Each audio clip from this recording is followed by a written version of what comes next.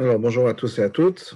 Et donc, aujourd'hui, on va parler de la Torah et de la Tfila, de leur but, de leur impact sur le monde, de leur importance dans ce qu'on fait. Et avant de rentrer dans la différence entre la Torah et la Tfila, on va commencer à parler un peu de notre mission ici sur Terre, si on peut dire. Puisque la Torah et la Tfila font partie de cette mission pour laquelle on a été envoyé ici. C'est la raison pour laquelle le monde a été créé, c'est la raison pour laquelle nous avons été créés et mis ici-bas, pour Avodat Hashem, pour servir Dieu, pour faire un dira betartanim. Donc on sait, donc depuis Bereshit, Bereshit bar Elokim et Hashemayim et Aretz, au commencement Dieu a créé le ciel et la terre, et Bereshit, le sage nous dit, c'est B ou Bet Reshit. Deux raisons. Il y a deux choses qui sont les raisons fondamentales de la création du monde, et c'est Israël, le peuple juif, et la Torah. C'est-à-dire que le peuple juif a été créé afin de pouvoir faire la Torah ici sur terre, c'est ce qu'on appelle dans la tradition chassidique basée sur un midrash, midrash Tanchuma, donc ça vient des sages, cette idée de faire pour Dieu une dira betartanim, une habitation ici sur terre. Et ça, c'est le but de la création et c'est la raison pour laquelle nous sommes ici. Et quand il s'agit donc de Avodat Hashem, le travail de Dieu, le service de Dieu, c'est essentiellement créer cette habitation pour Dieu ici sur terre, transformer le monde ici sur terre. La question qui est souvent posée est quel est l'intérêt de tout ça? La Neshama descend ici sur terre. Après 120 ans, la Neshama remonte. Qu'est-ce qui a changé par rapport à la Neshama? Qu'est-ce qui a changé par rapport au monde? Et la réponse qu'on donne, c'est que la Neshama a gagné l'idée de Teshuvah.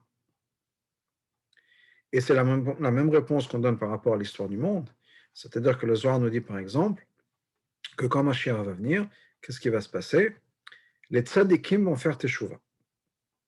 Donc on a les tzadikim, ce n'est pas nécessairement des gens qui sont parfaits dans le sens où on l'entend, mais les gens qui font toujours les choses comme il faut, et on aura l'idée de Teshuvah.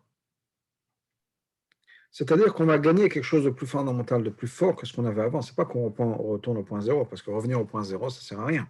Si on est jamais descendu sur Terre juste pour revenir au Gan Eden, sans rien avoir accompli, rien avoir gagné, elle peut rester là où elle est. Si on va passer 6000 ans de l'histoire du monde jusqu'à la venue du Mashiach, il n'y a rien qui va changer, puisqu'au bout du compte, on aura le Gilou et le Kout, la révélation de Dieu, comme c'était avant la création du monde, on n'a rien gagné. Donc, on a besoin de gagner quelque chose. Le monde n'a pas été créé, nous n'avons pas été créés pour revenir au point de départ. C'est qu'il y a une transformation et quelque chose qui va être gagné par ça. Et, soit personnellement pour la personne, soit au niveau de l'histoire du monde, le concept dont on parle, c'est le concept de Teshuvah. Un peu de cette idée de Teshuvah, de ce que ça représente, de ce que ça veut dire. Teshuvah, ça veut dire qu'une personne a vécu sa vie d'une certaine manière et, à un moment donné, décide de changer. C'est essentiellement l'idée de Teshuvah. Et donc de retourner à sa source. Maintenant, retourner à sa source, ça veut dire quoi? Qu'est-ce qui va changer par le fait qu'on revient à sa source? Et l'exemple qu'on va prendre, ou l'idée qu'on va prendre, c'est quelqu'un qui fait vraiment Teshuvah. Ou bien quelqu'un qui est né religieux, qui peut avoir, disons, une crise, je vais dire une crise de foi, mais de foi dans l'Aïmouna, et qui, après un certain moment, décide de faire tchouva et de revenir à ce qu'on a appris. Qu'est-ce qui a changé? Pourquoi est-ce que quelqu'un qui est né religieux, qui étudie la Torah, peut abandonner le judaïsme et ensuite revenir à faire quelque chose de plus fort, à faire une tchouva? Qu'est-ce qui va changer avant? Qu'est-ce qui va changer après? Quelle est la différence entre l'avant et le après?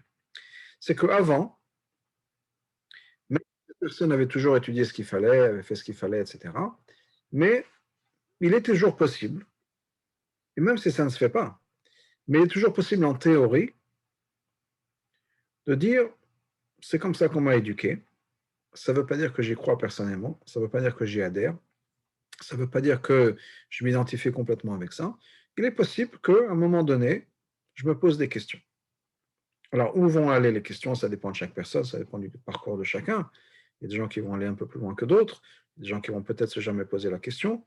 Mais même s'ils ne se posent pas jamais eux la question, ça ne veut pas dire que la question ne peut pas être posée. Et on ne sait pas ce qui va se passer au moment où la question va être posée. Il y a toujours un petit peu une interrogation, disons, qui est qu'est-ce qui se passerait s'il y a une challenge, il y a une difficulté qui est mise en place? Comment est-ce que la personne va réagir? La Teshuvah nous prouve que même s'il y a eu cette challenge, même s'il y a eu ces difficultés, même si on a mis des bâtons dans les roues, ben, il y a quelque chose de plus fort en nous qui va faire en sorte que, quoi qu'il arrive, on revient à notre source. On revient à notre point de départ, on revient à notre origine. Et on est vrai à notre origine. C'est-à-dire qu'on a gagné quelque chose par rapport à la Teshuvah. Ce qu'on a gagné, c'est qu'on a compris, et on a non seulement compris, mais on a prouvé que notre relation avec Hachem est plus forte que les difficultés ou les challenges qu'on puisse avoir dans notre vie. Pour donner un exemple, il y a un concept dans l'Halakha, qui vient bien sûr de la Gemara, de Kiyum Shtarot. Kiyum Shtarot, ça veut dire certifier un shtar, c'est-à-dire un document.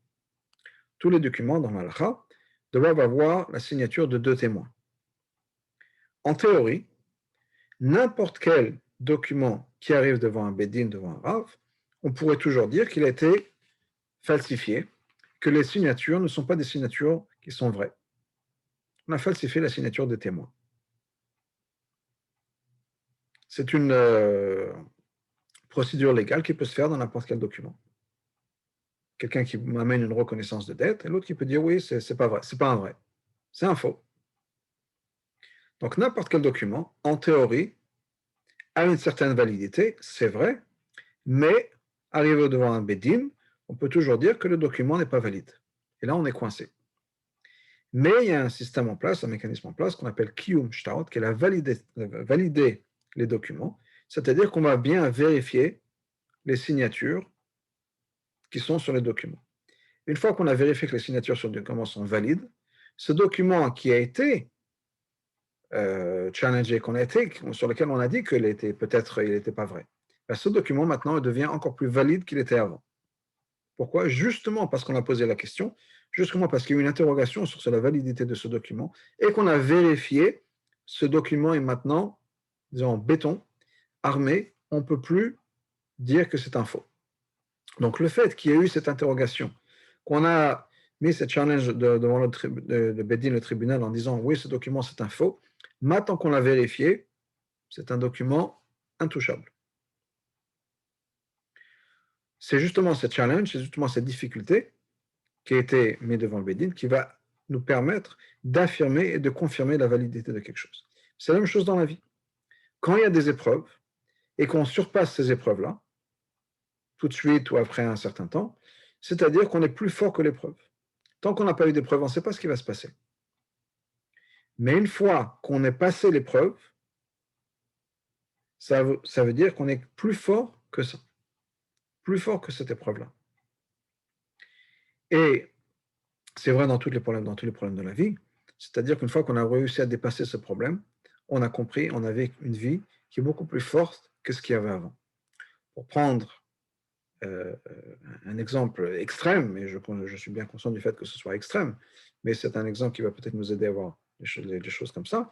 Il y a des gens, bien sûr, qui étaient heureux, qui vivaient des vies heureuses avant la Shoah. Il y a des gens qui ont survécu la Shoah et qui ont réussi à rebâtir une vie heureuse après. La vie heureuse qu'ils ont pu rebâtir après la Shoah, c'est beaucoup plus fort et plus profond que ce qu'ils avaient eu avant. Parce qu'ils ont été capables de dépasser les événements de la Shoah et de rebâtir malgré ce qui s'est passé. C'est-à-dire qu'ils ont une force en eux, sont ceux qui ont été capables de le faire, qui leur a permis d'intégrer la Shoah dans le bonheur de leur vie, ce qui est quelque chose d'inimaginable. Il y a des gens qui ont été capables de le faire, qui ont été capables de dépasser tous ces événements et de rebâtir malgré ce qu'ils ont vécu. Eh bien, c'est un peu le but donc de la descente de l'âme sur terre, c'est d'être ce Baal Tshuva, c'est-à-dire quand la Neshama est chez Dieu, dans le ciel, au Gan Eden, bien sûr qu'elle croit en Dieu, bien sûr qu'elle fait tout ce que Dieu veut. Mais quand la Neshama va descendre ici sur terre, et qu'on va être détaché d'une réalité divine, et que malgré tout, on va faire tchouva dans le sens où on va revenir vers Dieu en disant oui, c'est vrai que j'ai l'impression que le monde existe, c'est vrai que j'ai l'impression d'être détaché de Dieu. Mais non, je vais me rattacher à Dieu, je vais comprendre, et je comprends que c'est bien sûr Dieu qui est la source de toute vie. La Neshama a développé une force extraordinaire, un rattachement qui est maintenant, comme je disais pour le document, en béton armé, intouchable. C'est révéler les forces les plus profondes qu'il puisse avoir dans l'Aneshama. Si ça n'était pas évident avant que l'Aneshama descende sur Terre, ça l'est maintenant évident. On a découvert, on a puisé à l'intérieur de nous, à l'intérieur de l'Aneshama, des forces et des capacités qu'on ne se connaissait pas avant ce challenge de la vie ici sur Terre. C'est vrai pour toute la Torah et le Mitzvot, et c'est vrai en particulier de la Torah et de la Tfila. Donc, tout ce qu'on est censé faire ici sur Terre, et c'est la même chose pour l'avenir du Mashiach, c'est-à-dire le travail qui va être fait à partir de toutes les générations, à travers toutes les générations, c'est cette idée de Teshuvah d'une certaine manière, c'est-à-dire de puiser à l'intérieur du monde, de puiser à l'intérieur de notre Neshama, les forces qui ont toujours été là, mais qui n'ont pas été révélées, utilisées, et de montrer que notre connexion, notre lien avec Dieu, même si on vit dans un monde qui apparaît être complètement détaché de Dieu, on n'a pas conscience de Dieu, quoi qu'il arrive, notre âme et nous en tant qu'êtres, nous rattachons à Dieu. C'est essentiellement parlant le but de notre création, le but de notre existence. Alors on le fait, je mentionne en particulier la Torah et la Tfila, puisque c'est le thème d'aujourd'hui, mais c'est vrai à chaque mitzvah. Quand avant de, faire de prendre une gorgée d'eau, de boire quelque chose, de manger quelque chose, on va faire une bracha, c'est seulement dire ça. J'ai l'impression d'avoir devant moi une pomme, une poire, un sandwich, un gâteau, un café. Non, non, non, c'est la création de Dieu. Même si je vis dans un monde où j'ai besoin de manger, même si je vis dans un monde où manger, c'est quelque chose qui est important, je suis capable maintenant de dépasser ça, de dépasser les apparences de choses et de montrer que le lien que j'ai avec Hachem est beaucoup plus fort que cette, cette idée, cette apparence des choses, qui est je dois un café, un gâteau, un croissant, une pomme, quelle que soit la chose, j'ai un lien avec Hachem qui est beaucoup plus profond que ça, qui dépasse tout ça. J'ai raconté ici cette histoire, mais je pense que je peux la raconter encore maintenant, elle a sa place. Il y avait un professeur juif américain qui travaillait à la NASA et qui a une fois passé toute une journée, il n'a pas pu manger, et il devait reprendre le soir un vol là où il était pour revenir à la maison. Donc il a travaillé, entre autres dans l'histoire, il avait passé toute la journée dans la ville de Chicago à travailler, et il devait prendre un avion le soir pour revenir chez lui dans l'état du Minnesota, dans la ville de Minneapolis. Et il n'avait pas eu le temps de manger toute la journée. Et c'est un monsieur qui était au début de sa tchouva, qui avait commencé à peine à manger cachère. Et donc il est affamé, il n'a pas mangé toute la journée. Il arrive à l'aéroport, il a un peu de temps devant lui, et à l'aéroport, il y a un stand où ils vendent des hot dogs. Et c'est un monsieur qui raffole des hot dogs. Il aime beaucoup les hot dogs. Et il a faim. Et la cacheroute, c'est quelque chose de tout à fait récent. Et ça commence à travailler. Il a faim, je vais s'acheter un hot dog. Est-ce que c'est vraiment important pour Dieu si je mange un hot dog ou pas? Dieu a beaucoup plus de choses importantes à faire que de s'intéresser à moi, est-ce que je vais manger?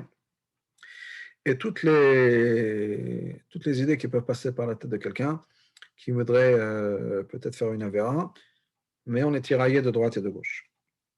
Au bout du compte, il a décidé de ne pas manger. Il a dit, j'ai décidé de manger cachère, je mange cachère. Et c'est tout. Je tiendrai le coup jusqu'à ce que j'arrive à la maison un peu plus tard. L'histoire est arrivée jusqu'au rabbi. Et le rabbi a réagi à cette histoire en disant qu'à partir de ce moment-là, c'est le moment où il a commencé à servir Dieu. À partir du moment où le monde qu'on connaît, le hot dog, avec ses saveurs, avec son odeur, avec l'effet qu'on sait qu'il va avoir sur notre faim, quand on est prêt à abandonner tout ça pour Hachem, c'est qu'on commence à comprendre le vrai sens des choses. Que le monde a été créé, pas juste pour nous donner l'impression qu'il y a des hot dogs, qu'il faut qu'ils mangent les hot dogs, mais pour qu'on ait juste là, pour traverser cette impression-là, pour dépasser l'impression, pour voir au-delà de l'impression, de l'image que le monde nous donne, qui est oui, mais tu as faim, il faut manger. Non, il y a quelque chose de plus important que ça, et c'est notre relation avec Hachem. Au Gan Eden, la Neshama n'a jamais tenté d'être mangé un hot dog pas caché. Donc il n'y a pas de challenge dans sa relation avec Hachem. C'est uniquement ici sur Terre, on peut avoir toutes les difficultés qu'il puisse avoir, que ce soit la cache-route, que ce soit Shabbat, que ce soit les relations personnelles, que ce soit les problèmes d'argent. On a ici un Yetzer Hara qui est difficile. On raconte une histoire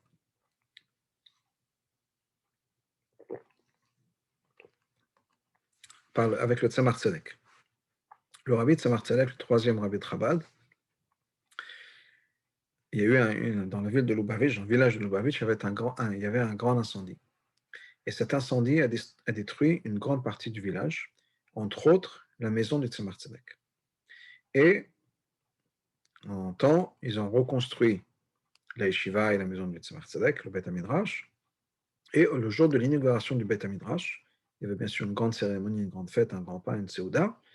Et le Tzemar Tzedek a demandé à ses chassidim, est-ce que vous voulez que je vous raconte une histoire, ou bien est-ce que vous voulez que je vous dise un mamar de chassidut? Les chassidim étaient un peu étonnés de l'offre, de la proposition du Tzemar Tzedek de leur raconter une histoire. Et c'est quelque chose qui n'arrive jamais. Donc, ils se sont dit, il y a quelque chose ici. Ils ont décidé de dire au rabbi, on veut l'histoire. Donc le rabbi dit, ok, et je vais vous raconter l'histoire. Il y avait une fois un monsieur, appelons-le Moshe, qui était le gérant de territoire d'un certain noble. Donc c'était sa responsabilité de faire en sorte de tout gérer. Entre autres, parmi les choses qu'il avait besoin de gérer, c'était les loyers payés par les gens qui habitaient dans ce village et qui louaient des auberges, qui louaient des moulins, etc. Et il y avait dans ce village-là un autre juif, qu'on appelait Chaim, qui devait payer ses loyers. Il avait une auberge dans les territoires qui appartenaient à ce noble-là, et il devait payer son loyer. Malheureusement, l'année était très difficile. Il n'y avait pas beaucoup de monde, et il n'avait pas d'argent pour payer son loyer. Donc, arrive le moment de payer son loyer. Donc, Chaim, qui doit payer l'aubergiste, qui doit payer son loyer à Moshe, le gérant des terres de ce noble, Chaim arrive chez Moshe en disant, écoute Moshe, je suis désolé, je ne peux pas payer le loyer. À l'époque, il payait le loyer pour toute l'année, donc le bail pour toute l'année. Je suis désolé, je ne peux pas payer le loyer, l'année était tellement difficile, on n'a pas eu de clients, etc.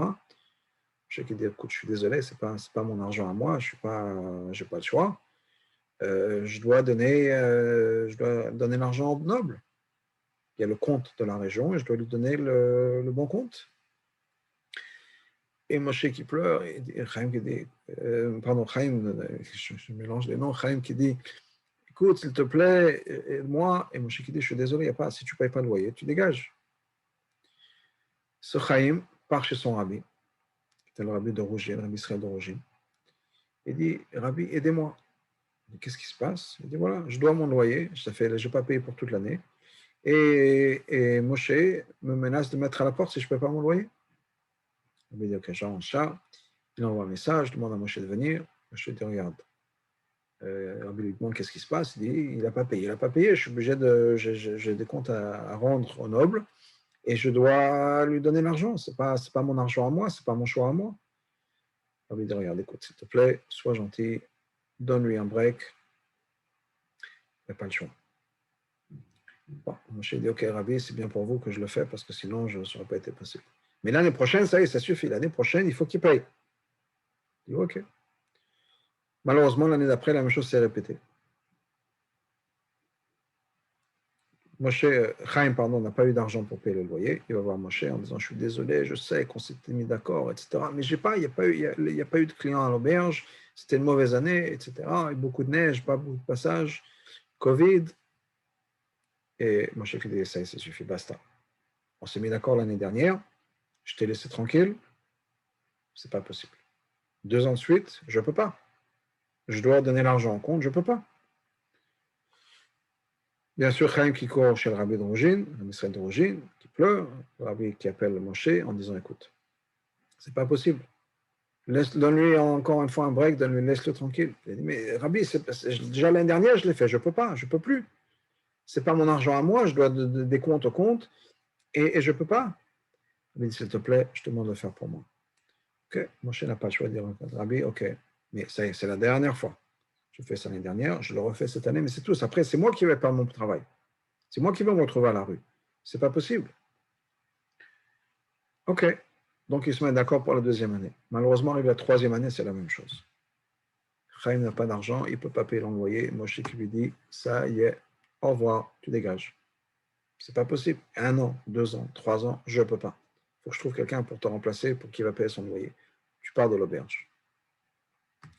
Bien sûr, Chaim court chez le rabbi de Rogin et il va pleurer. Le rabbi convoque Moshe et cette fois-ci, impossible de convaincre Moshe. Impossible.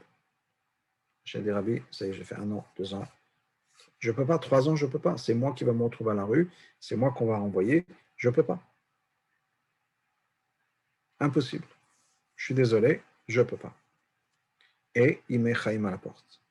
Chaim à la porte, ça veut dire qu'il n'a pas de travail, puisqu'il a gagné sa vie de l'auberge, il n'a pas où habiter.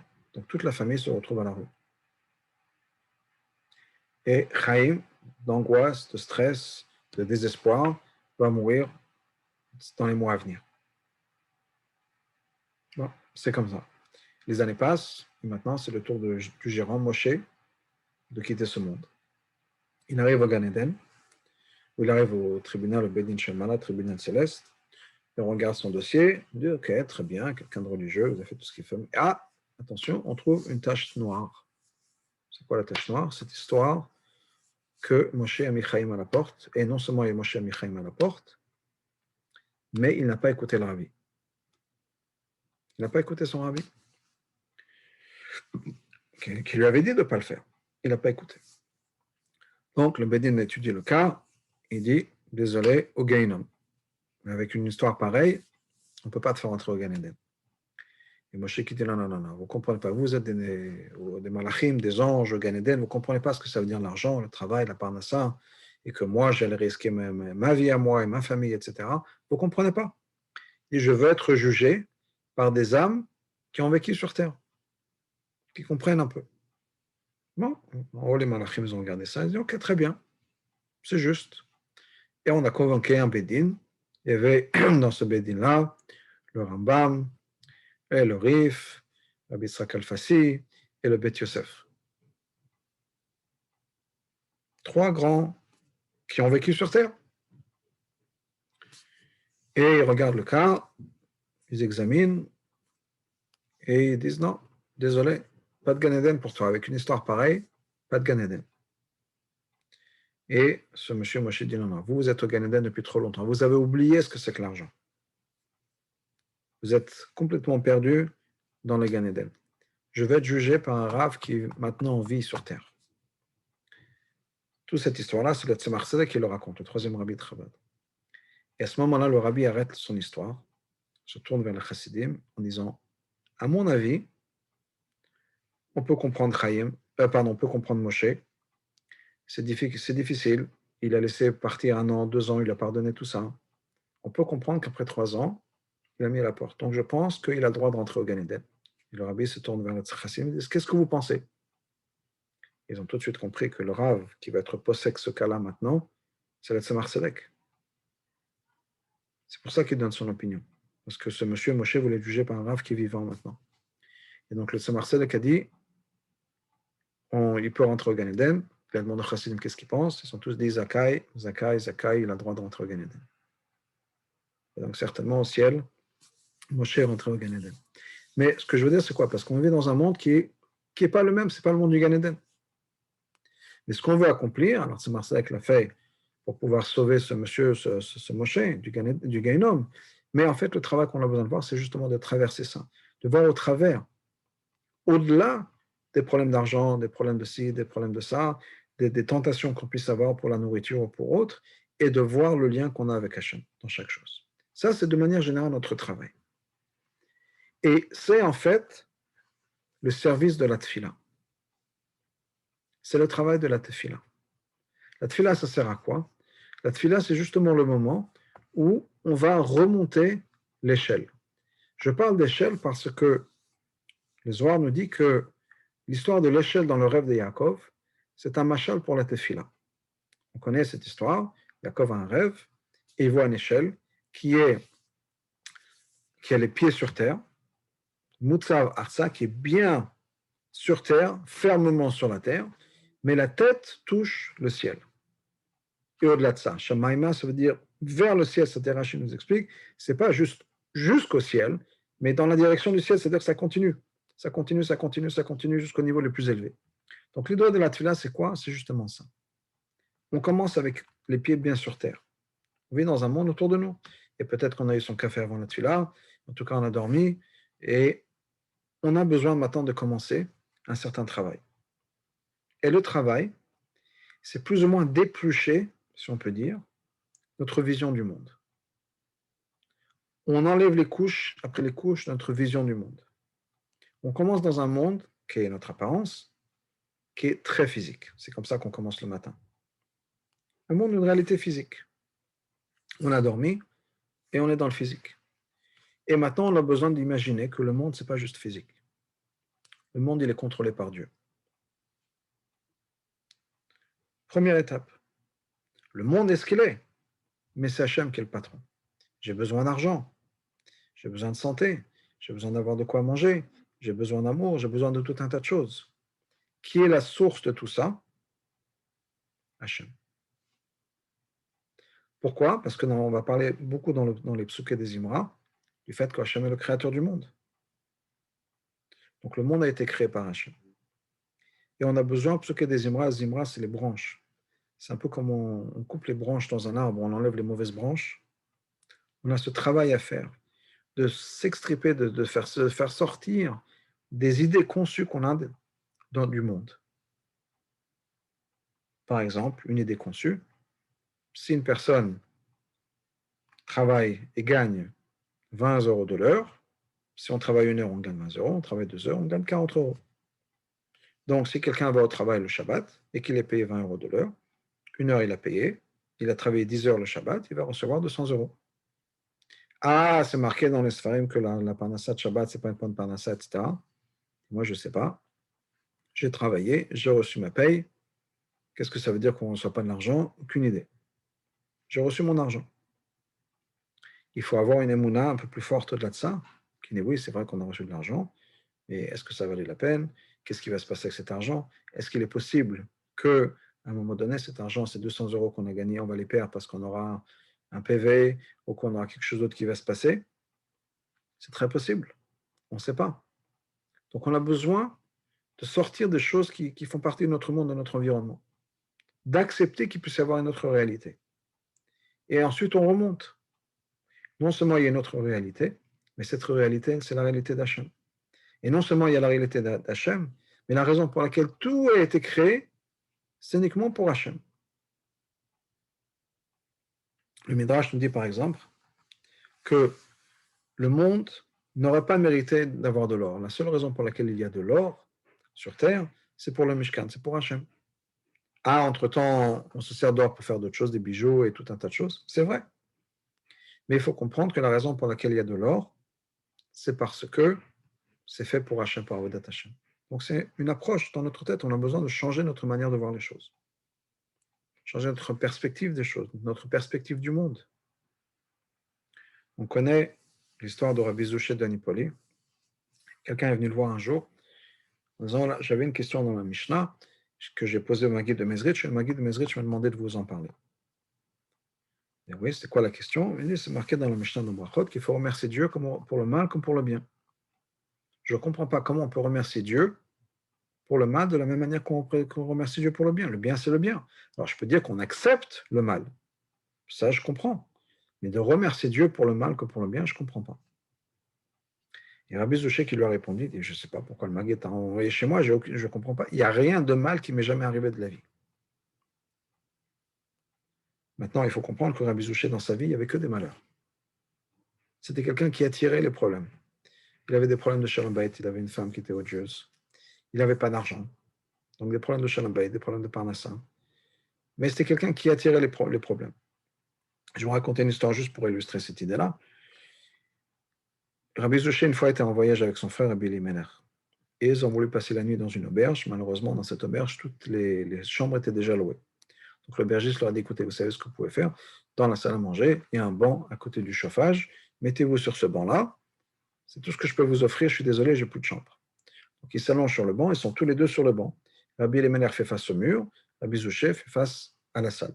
Il est dans la salle à manger. Tout d'un coup, 2 heures du matin, il y a un groupe de Cosaques à moitié ivres qui arrivent dans cette auberge, qui veulent boire encore. Donc l'aubergiste leur donne un peu à boire, et puis après qu'un moment à boire un peu de vodka, ils se rendent compte qu'il y a des juifs dans la salle à manger. Les Cosaques, c'est des antisémites notoires. Donc ils voient ces juifs-là, ils ont vu Rabbi Zoché qui est à l'extérieur, et bien on va s'amuser un peu à ça dépend. Et ils le prennent, et ils le forcent à sauter, à danser avec le fouet, c'est-à-dire qu'ils fouettent le sol, et pour éviter les coups de fouet, Rabbi Zoché est forcé de sauter. Et ils chantent et ils dansent, et font sauter comme ça Rabbi Zoché pendant 10 minutes, un quart d'heure, jusqu'à qu'il est, le pauvre il est épuisé, et puis il le laisse repartir se coucher. Une demi-heure plus tard, avec encore une bouteille de vodka, il dit on va s'amuser encore avec les juifs, et refont la même chose. 3, 4, 5 fois comme ça. Puis à un moment, Rabbi Elimelech dit à son frère Rabbi Zouché, dit c'est pas possible, viens, on change de place. Rabbi Zouché dit non, il n'y a pas de raison qu'on soit tous les deux à souffrir. Toi, tu restes, tu te reposes, et moi, je reste là à ma place. Rabbi Elimelech l'a dit, il est hors de question. Je vois qu'à chaque fois, ils te prennent toi parce que tu joues à l'extérieur. On change de place. Et il insiste, il dit hors de question qu'on continue à faire ça. Bon, il arrive à convaincre Rabbi Zouché, et Rabbi Zouché, donc Rabbi Elimelech change de place. Rabbi Elimelech maintenant fait face à l'extérieur de la pièce, et Rabbi Zouché est maintenant contre le mur. Bien sûr, les Cosaques se remettent à vouloir jouer avec les Juifs. Et puis il y a un qui dit, vous savez quoi, c'est pas juste, on prend toujours le même, et on va changer. On va prendre celui qui est contre le mur, qui est maintenant bien sûr Rabbi Zouché. Et c'est ce qu'ils ont fait, ils ont repris Rabbi Zouché, encore une fois. Donc même quand il a essayé d'éviter les problèmes, ça lui a couru derrière. Et Rabbi Zouché, sa vision du monde, c'est une vision, il a dit, je ne comprends pas, il n'y a jamais de quoi que ce soit de mal qui me soit arrivé. Pourquoi? Parce que dans sa vision, tout venait d'Hachem, et tout ce que Hachem fait, c'est pour le bien. Ah, physiquement, on souffre, oui, mais Maneshama, c'est bien. C'est justement la capacité d'aider Maneshama, que Maneshama puisse grandir, comme on disait tout à l'heure. C'était quoi l'idée de faire Tchouva? C'est que malgré les difficultés, je montre combien je suis toujours attaché avec Hachem. Donc, à chaque fois qu'on a un problème dans la vie, c'est une opportunité, une mission spéciale qu'on donne à Maneshama pour accomplir quelque chose. Donc, c'est comme ça qu'Rabbi Zouché voyait le monde. C'est pour sa Neshama. Donc, à travers la prière, on remonte cette échelle-là, jusqu'au moment où on arrive au monde de Hatzilut, où il n'y a que le divin. Il n'y a rien d'autre qui existe que Dieu. Rien d'autre. Dans la prière, on dit que ces 4 étapes-là, la première étape, le monde de la ciel, le monde de l'action, c'est jusqu'à Baruch Shamar. Depuis le début de la Tfila, Korbanot, etc., Yodou, jusqu'à Baruch Shamar. Baruch Shamar commence ce qu'on appelle Psuke des Imra. Zimra, comme je le disais tout à l'heure, c'est enlever les mauvaises branches. On se débarrasse des mauvaises choses. Donc on a besoin de travailler sur soi. Quelles sont les mauvaises méthodes que j'ai? Est-ce que je me mets des fois en colère? Parce que des fois, je suis un peu égoïste. Je pense plus à mes problèmes à moi que comment aider les autres. Ouais, ma femme m'a fâché, mes enfants m'ont fâché. Est-ce que je reste bloqué sur ça? Je dis non, il y a une autre perspective. Pourquoi est-ce que je me suis fâché? Est-ce que je me suis fâché parce qu'ils ont été méchants avec moi? Ou bien parce que peut-être que je pense un peu trop à moi et qu'il y a des choses qui me blessent. Si j'étais moins concentré sur moi-même, j'aurais peut-être été moins blessé par ce genre de choses. Donc on a un travail à faire, c'est Psuke des Imra. On passe à une réalité spirituelle un peu plus profonde. Ensuite, on a les brachot du Shema et Shema. On passe dans le monde de, là, on est dans le monde de Bria. C'est-à-dire qu'on commence avec le monde d'Asya, Psuke des Imra, c'est le monde de Yetzira. Ensuite, on est dans le Shema, dans le monde de Bria. Hashem Elokeinu, Hashem Echad, Dieu est un, il n'y a rien d'autre qui existe que Dieu. Et ensuite, dans le monde de l'Amida, on est dans le monde de Hatzilut. Tout est le divin. Pas juste que Hashem Echad, mais quand on lit dans Shema Hashem Echad, ça veut dire quoi? La Halakha nous dit dans le Shulchan Aruch que Echad, c'est El Aleph, Chet, Dalet. Aleph, c'est qu'il y a un Dieu qui est dans les Chet, dans les 8, c'est-à-dire les 7 cieux et la terre, et Dalet, les 4 coins du monde. C'est-à-dire qu'il y a un monde qui existe, il y a les 4 coins du monde. Les 4 coins du monde ne sont que la révélation de Dieu. Dans le monde d'Hatzilut, il n'y a que Dieu. Et c'est pour ça que quand on arrive dans le monde de Hatzilut, où il n'y a que Dieu, c'est à ce moment-là qu'on demande à Dieu, donne-nous la parnassa, donne-nous la santé, donne-nous tout ce qu'on a besoin d'intelligence. Pourquoi? Parce qu'on comprend qu'il n'y a que Dieu. Et que la seule raison pour laquelle je suis sur Terre, c'est pour faire le service de Dieu. Et nous, on est dans une situation où on comprend qu'il n'y a que Dieu qui est là, il n'y a que Dieu qui peut nous aider. Et non seulement ça, mais je suis là pour servir Dieu. C'est comme quelqu'un qui arrive au travail le premier jour, Et le patron qui lui donne, il va dire voilà ce qu'il faut faire, etc. Il dit ok, très bien. Où est mon bureau? Où est mon ordinateur? Où est ma chaise? Le patron ne va pas se mettre en colère. Il dit bien sûr, voilà les outils dont vous avez besoin pour travailler. Vous êtes chauffeur de bus, je vous donne un bus. Vous travaillez, vous avez besoin d'un ordinateur au bureau, voilà l'ordinateur, voilà la chaise, voilà le bureau, la table pour travailler.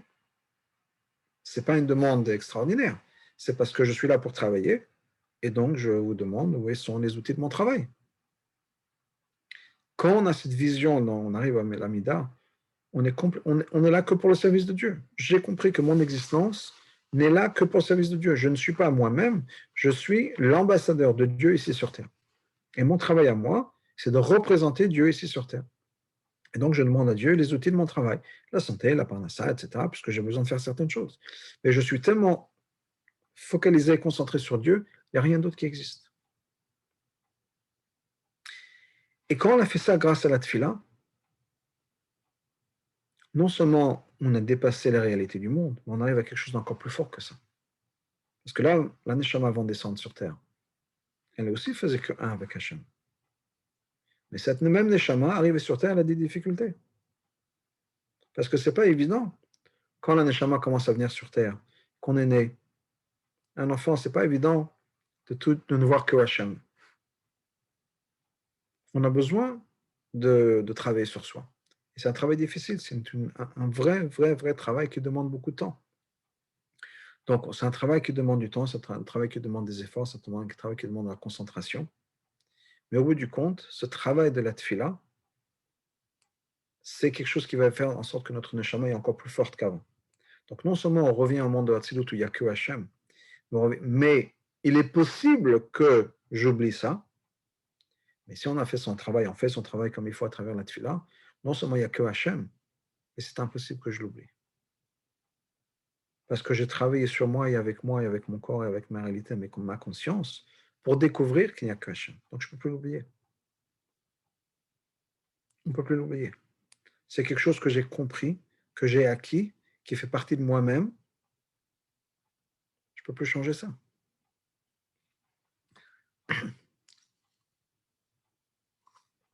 Donc le travail de la tfila, c'est ce travail-là. D'éplucher, si on peut dire, les couches de cet oignon qui sont le monde, et de découvrir, de manière profonde et intime, que tout ça, c'est Dieu. Mais c'est un travail à faire.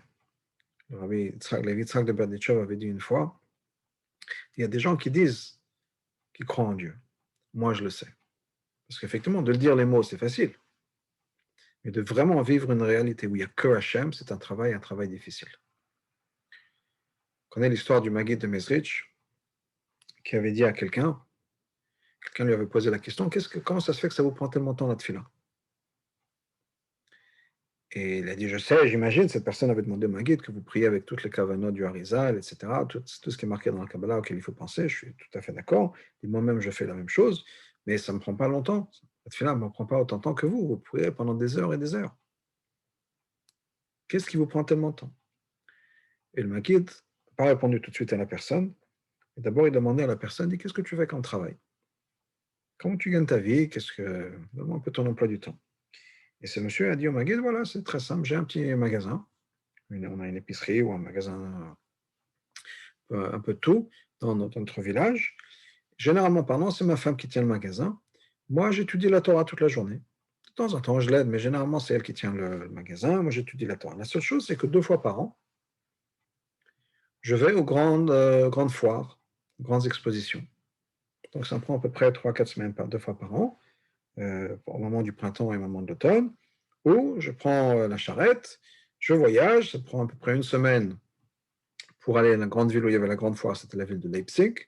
Je reste là-bas une semaine à peu près, et une semaine de retour. Je fais ça 2 fois par an. Donc à peu près 2 fois par an, 3 semaines, un peu plus. J'arrête d'étudier et je me mets en route pour acheter toute la marchandise dont on a besoin pour le magasin.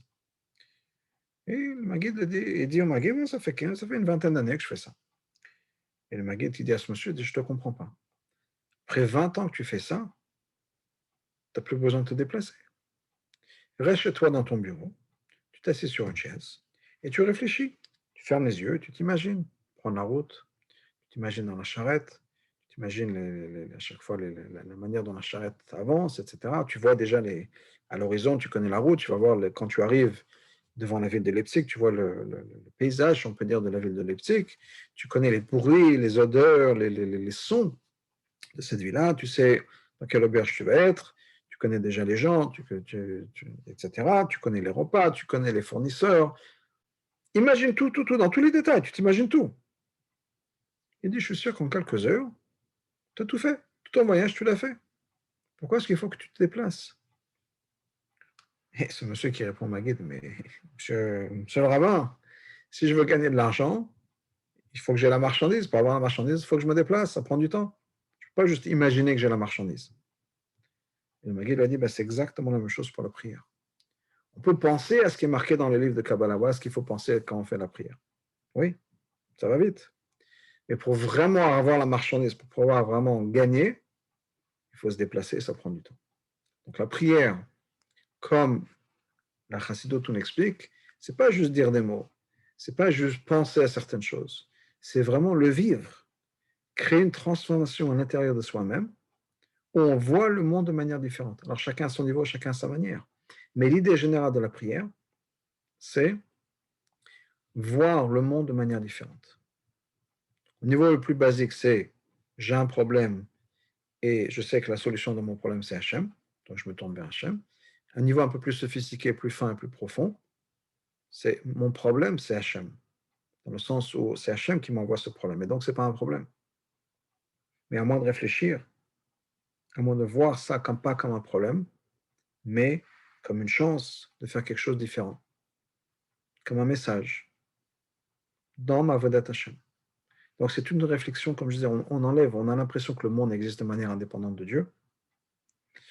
C'est découvrir Hachem dans le monde. Et pas juste le dire, mais le vivre, ce qui prend du temps. Ça, c'est le travail de la tefila. Malheureusement, on vit dans une vie différente. J'ai entendu quelqu'un me raconter, partager avec moi une idée il y a 2 semaines. Et la Gemara nous dit avant la venue de Mashiach, Pnei Ador que Pnei Kelev. Le visage de la génération ressemble à un visage d'un chien. Qu'est-ce que ça veut dire? Et donc il a dit, cette personne-là m'a partagé avec moi cette idée, voilà ce qu'il a dit, voilà ce que j'ai entendu de quelqu'un une fois. Et qu'est-ce qui se passe quand on lance une balle, un bâton, un caillou, pas un chien directement, mais on le lance, qu'est-ce que le chien fait? Il court derrière. Au lieu de regarder quelle est la personne qui l'a jeté, il s'attache à l'événement, la balle qui a été jetée, le bâton qui a été jeté, etc. Il a dit, c'est ce qui se passe de nos jours. La génération, au lieu de regarder qui a jeté quelque chose, qui a créé cet événement, on reste concentré sur l'événement même. On a besoin justement de ne pas être concentré sur l'événement, de regarder qui est à l'origine de cet événement. De comprendre que c'est Hachem derrière qui tire les ficelles. Les ficelles sont Hachem, les marionnettes c'est Hachem, tout ça c'est Hachem. Donc on a besoin de créer ce changement dans notre perspective du monde. On a besoin de redécouvrir Hachem. Et c'est le travail de la tefila. Et quand on fait ça comme il faut, on arrive à quelque chose de très profond et encore plus profond que notre point de départ. Ça, c'est le travail de la tefila. C'est à ça que ça sert la tefila. Quand on nous dit que la tefila, c'est prier à Dieu pour répondre à nos besoins, c'est, comme je disais, d'abord comprendre que Dieu, c'est l'adresse pour la réponse à nos besoins. C'est étape numéro 1. Mais étape numéro 2, c'est comprendre que nos besoins ont été créés par Hachem. Pourquoi est-ce qu'on a besoin de manger? Quelqu'un a faim. Les gens, malheureusement, peuvent avoir faim. Ils se tournent vers Dieu et disent Hachem, j'ai faim, envoie-moi à manger. Pourquoi est-ce qu'on a besoin de manger? Est-ce que nous, on a besoin de manger? Hachem nous a créés de telle et telle manière qu'on a besoin de manger. Mais c'est Hachem qui a décidé de le faire. Ce n'est pas nous. Ce n'était pas notre idée à nous. La vie serait tellement plus facile si on n'avait pas besoin de manger. L'argent qu'on économiserait, le temps qu'on économiserait, les problèmes quand on ne peut pas trouver quelque chose de caché et qu'on a faim, etc. La vie serait beaucoup plus facile si on n'avait pas besoin de manger. Hachem a décidé qu'on a besoin de manger. Si c'est le cas, Hachem, je me tourne vers toi. C'est toi qui as décidé que j'ai besoin de manger. Moi, de mon côté, je n'ai pas besoin de manger. C'est ton idée à toi. Donne-moi la part de ça. Donne-moi de quoi manger. Donc, c'est vraiment un travail de changement de notre perspective de vision du monde. Ça, c'est la tefila. En parallèle, il y a la Torah. La Torah, c'est le message de Dieu, ici sur terre. Pas juste ici sur terre, bien sûr. C'est le message de Dieu. C'est le moment où Dieu, c'est la manière dont Dieu s'exprime. C'est là où Dieu s'explique. Là où Dieu partage avec nous les choses qui lui sont importantes, les choses les plus intimes. Par l'étude de la Torah, on comprend Dieu et on connaît Dieu. Je vais revenir à ce point-là, qui est l'idée de connaître Dieu, mais un point un peu plus pragmatique, un peu plus pratique. Tout ce que je viens de vous dire, d'où est-ce qu'on le sait? Parce que c'est marqué dans la Torah. D'où est-ce qu'on sait que c'est Hachem qui a créé le monde? C'est marqué dans la Torah. D'où est-ce qu'on sait pourquoi Hachem a créé le monde? C'est marqué dans la Torah. D'où est-ce qu'on sait pourquoi on est là, ici sur Terre, une fois qu'Hachem a créé le monde, un monde qui apparaît d'être détaché de son existence? Quel intérêt?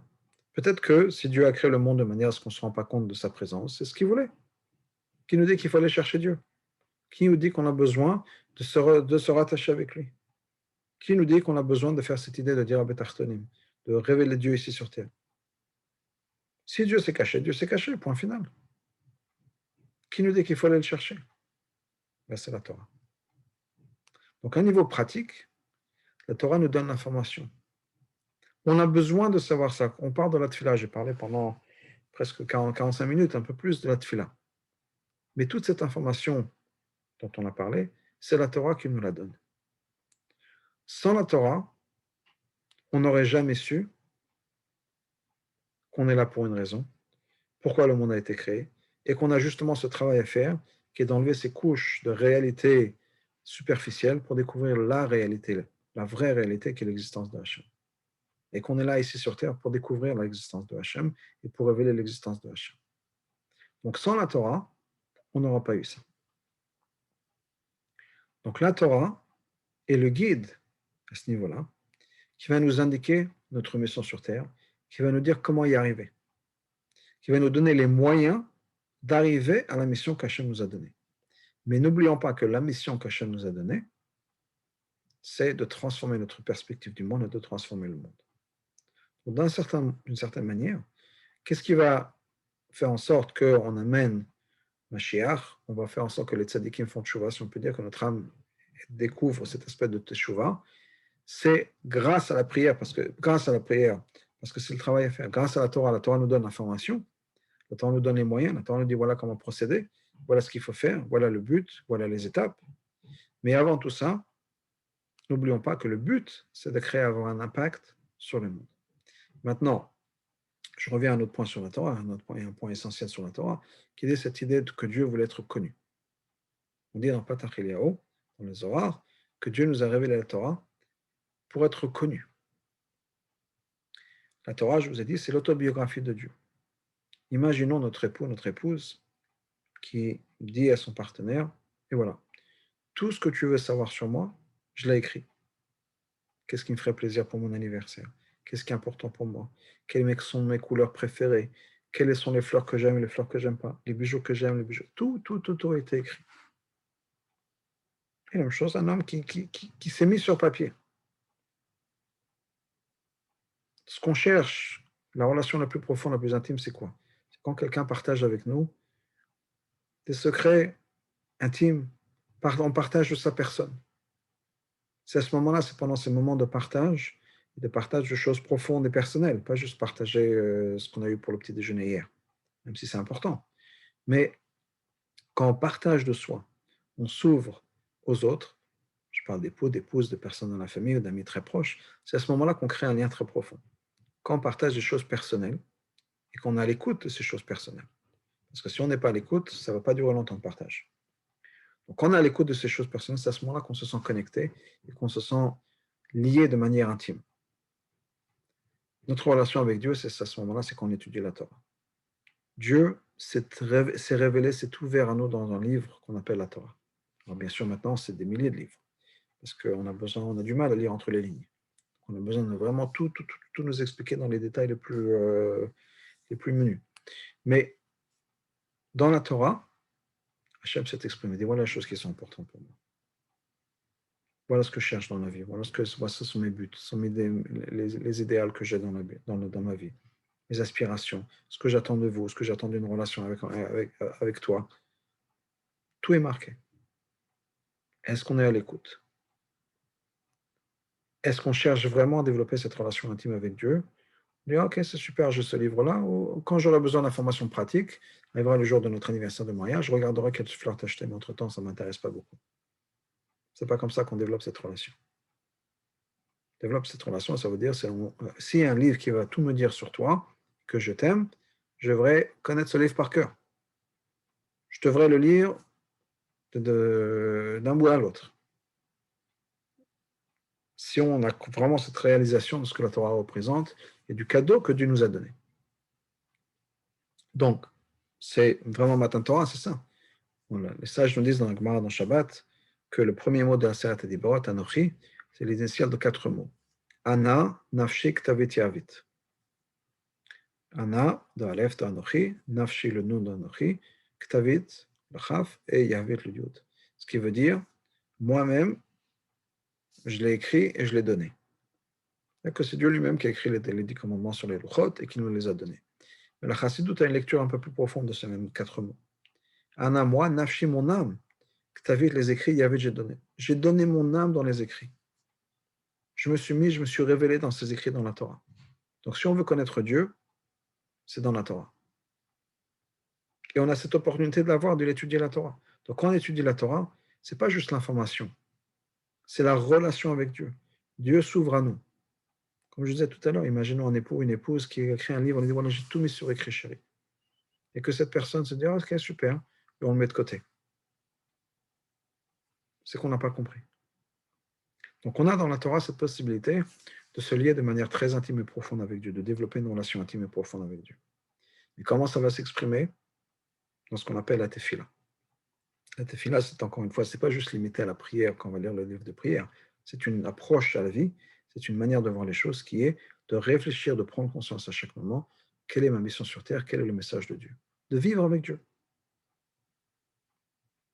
C'est le moment où on parle avec Dieu. La tefila, c'est le moment où on parle avec Dieu. Pourquoi on parle avec Dieu? Parce qu'on prend conscience qu'il y a quelqu'un avec qui parler. Donc c'est une relation. Donc c'est le moment où cette relation avec Dieu devient importante. Et c'est le moment où on change cette perspective du monde. Au lieu de regarder le monde comme quelque chose de détaché, de séparé de l'existence de Dieu, on commence à réaliser petit à petit, c'est un travail, encore une fois, c'est un travail à faire, où on prend de plus en plus conscience, chacun à son niveau, chacun à sa manière, du fait que tout ce qui nous entoure est divin. Tout ce qui nous entoure, c'est la révélation et l'expression de Dieu. À nous de mettre tout ça en place, à nous de vivre, et c'est pas facile, et c'est un message qui est pour moi comme pour nous tous, mais d'essayer de mettre ça en place, d'essayer de vivre une vie de prière, si on peut dire, une vie où on réfléchit constamment, et peut-être constamment c'est un grand mot, mais en tout cas on fait de temps en temps des efforts de réfléchir à ma relation avec Dieu, à quand il y a quelque chose, des événements qui se passent, à réfléchir au message de Dieu. Je vais finir avec une histoire de la rabbinite Chaya Mouchka, puisque c'est bientôt le Saïloula, jeudi. Et une fois la rabbinite Chaya Mouchka était avec son chauffeur, il devait partir vers Manhattan, à partir de Brooklyn. Et en route, il y a une route qui est barrée, qui est bloquée. Ils sont obligés de faire un détour. Et en faisant le détour, ils passent par une petite rue de côté et ils voient une famille sur le trottoir avec tout un tas de sacs et de valises, en pleurs et en larmes. Trois voitures de police et il y a quelque chose qui se passe. Alors, Rabbanit, ils sont bloqués. Rabbanit demande au chauffeur d'aller voir ce qui se passe.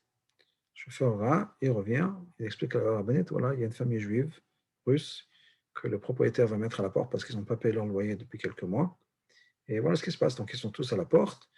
Il y a la police pour bien superviser que tout se passe comme il faut, etc. Et pas de personne ne fait de bêtises.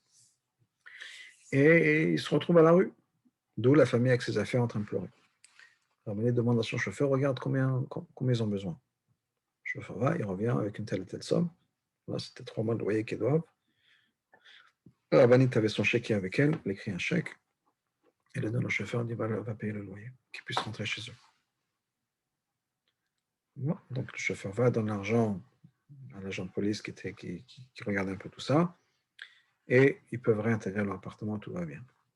La rabbinite, un peu plus tard, avait dit à son chauffeur, il a dit, j'ai appris de mon père, le rabbi précédent, qu'à chaque fois il y a quelque chose de différent qui se passe, pas normal, bizarre, il faut tout de suite te poser la question, quel est le message, qu'est-ce que je peux faire pour ça?